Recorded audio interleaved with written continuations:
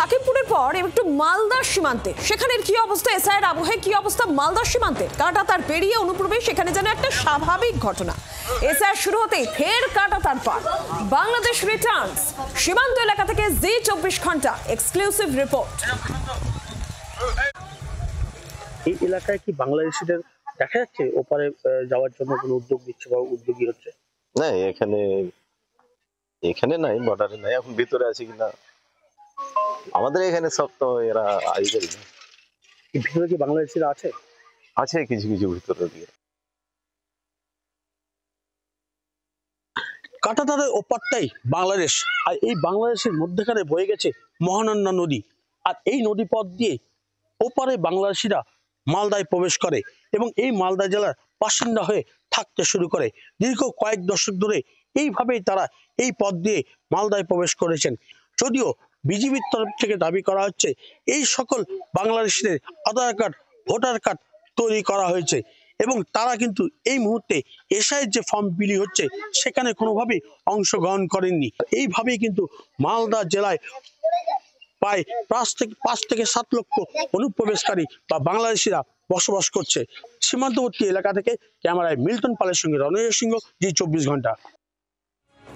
শিলিগুড়িতে কিন্তু আবার একটু উল্টোই ছবি। এখানে কোনো বাংলাদেশিদের ভিড় নেই। চেকপোস্ট এলাকায় অন্য দিনের মতোই একেবারেই স্বাভাবিক। সরেজমিনে খতিয়ে দেখলো জি 24 ঘন্টা। শিলিগুড়ির ছবি দেখুন।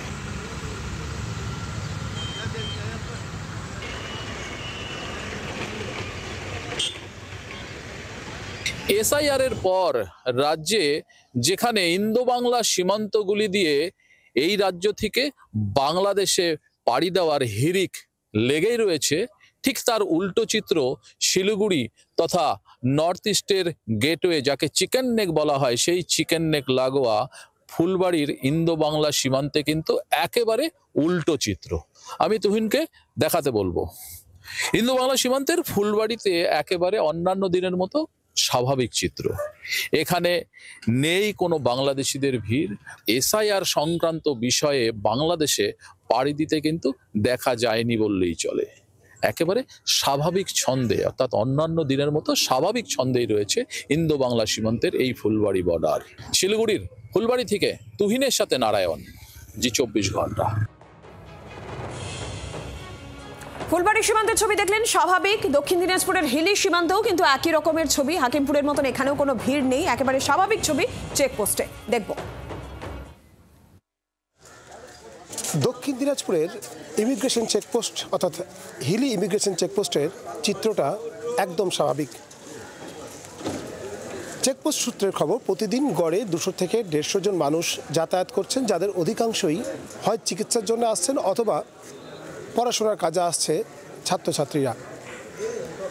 তবে এসআইআর আবহে এই ইমিগ্রেশন চেকপোস্টের তেমন কোনো পরিবর্তন হয়নি, অর্থাৎ যেভাবে লোক যাতায়াত করছিল বা যে পরিবেশ এখানে থাকার কথা সেটাই কিন্তু বর্তমানে রয়েছে, এমনটাই জানাচ্ছেন স্থানীয় বাসিন্দারাও। হিলি থেকে শ্রীকান্ত ঠাকুর রিপোর্ট, জি 24 ঘন্টা।